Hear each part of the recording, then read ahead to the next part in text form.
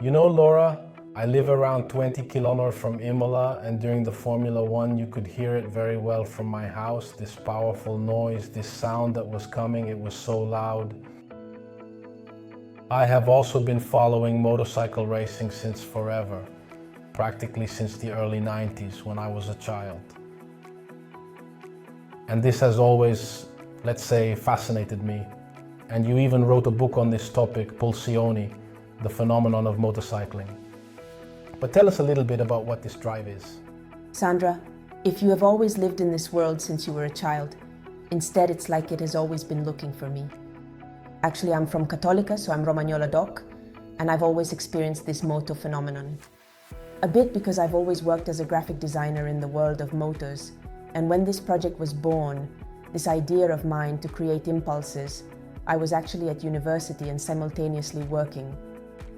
The union between combining a passion that resided in my territory with my anthropological research and my curiosity, which desired to delve deeper, was truly spontaneous and arose from the merging of these elements.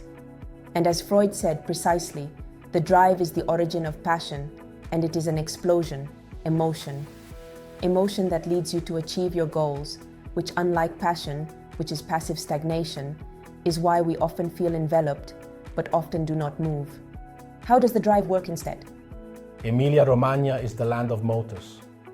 What is the motor valley? Here we are even in Faenza, which Faenza, besides being the city of ceramics in the world, is also the city of engines, because I believe it is the only city in the world to have a team that competes in all the classes of the Motorcycle World Championship.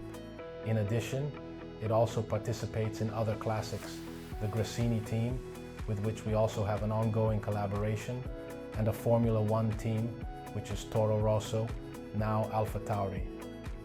We also possess an international motocross track, Monte Coralli, located right here in Faenza. Yes, on this journey that brought me here, I discovered precisely all these points you are talking about. Some obviously debated, others more present even in the book. And this whole journey started with just one question, which is, why is there this obsession with motorcycling in Romagna? In reality, it is simply tossing a stone into a pond that generates waves, which are essentially vibrations that reach each and every individual who subsequently reacts to these stimuli, which refer to the 21 individuals mentioned in the book. And there is a particular part inside the engine that precisely expresses this reverberation, which is precisely the piston, because it is exactly where the spark ignites, which then ignites what is the engine, which is the motion. Andrea, I must say that the research actually started from all the stereotypes that characterize us Romagnoli. One of the things that has to do with sound is those who say that the initial cry of children from Romagna is broom broom.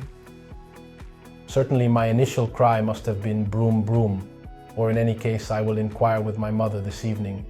Additionally, because I possess a highly remote recollection, most likely from the early 1980s, of this 50-year-old vehicle from the 1970s that was exceptionally potent, and I still vividly recall this particular object.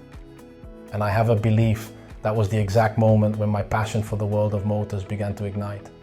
When we close our eyes and imagine a motorcycle passing by, the aspect that leaves the biggest impression on our mind is primarily the sound. The sound is so powerful that it not only affects our perception, but also has a significant impact on our auditory system, making it a lasting memory. It is true that it is the very first sense that is created even inside the belly, so in the fetus, and it is therefore what certainly leads us to have a greater sensation compared to what we feel, sometimes compared to what we perceive visually. And if I imagine instead the sound compared to impulses, so compared to the book, in addition to hearing all the voices of the people who tell me their stories, surely two basic concepts come to mind, which are one, the structure, therefore the mechanical engine, and the other, the superstructure, that is the effect that the sound causes in the way of motorcycling. He conducted interviews with numerous individuals who are the key figures in the motorcycle world, truly remarkable people who shared incredibly thrilling and captivating stories. Yes, I must say that there were numerous individuals, and it was truly breathtaking to discover a kind of Ariadne's thread that linked all of these individuals. However, if we discuss structures, the concept I mentioned earlier, the first person that comes to mind is Luca Pacini. In his chapter, he is referred to as La Bottega because he has always been a creator of minimoto. He was born as a welder. I grabbed the book to quote a specific part he talks about regarding the sound, taking a moment to do so. I'll lend it to you, but I want it back later. And he says so. I have been feeling the carburation for 40 years now. When I turn on the engine, I listen for harmony. I have an ear for these vibrations. I'll give you an example. As a boy, I enjoyed playing guitar. If a musician says, "Give me an A," he hears the note, but for me it's Arabic, while I understand the noise of the motorcycle. Everything starts from a seed that enters you at a certain period of your age. Then you can pass it on to a parent, a sibling, or a grandparent, it doesn't matter. Zermoglia, if you know the suitable land for that type of seed. Mechanics, as I explained in the glossary, actually manage to understand if an engine is working or not based on the sound it emits, so for them it must be truly music. So much so that if we think about this topic, Ducati has patented its desmodromic roar, and there are even some people who can recognize when a motorcycle passes by which brand it belongs to based on the sound it makes. On these topics, when I presented the book Pulsioni during the MotoGP weekend, what I tried to create within the posters were precisely the sounds of motorcycles. Also because when you are on the road and you pass even with a car, what you could see through the poster were 3 onomatopoeic sounds, which were brum, vrum, and brap, which perhaps belongs more to Sederapi, but it is always part of the range of noises that motorcycles produce. And by the way, we also did something together during that weekend. We Recreated a sensory experience with the Garvan Acoustic speakers at the castle of Diagolanti in Riccione. An event has arrived. I was particularly impressed and filled with happiness. Yes, in fact, in that tunnel that possesses the characteristic of amplifying sounds, the individuals who traversed it were able to perceive the noise of the engine roars due to their speakers. Subsequently, these noises were generated to incorporate Floppino in this event, organized by Mauro Bianchi, in which all the individuals passing by could experience the sensation of vibration that permeates their body.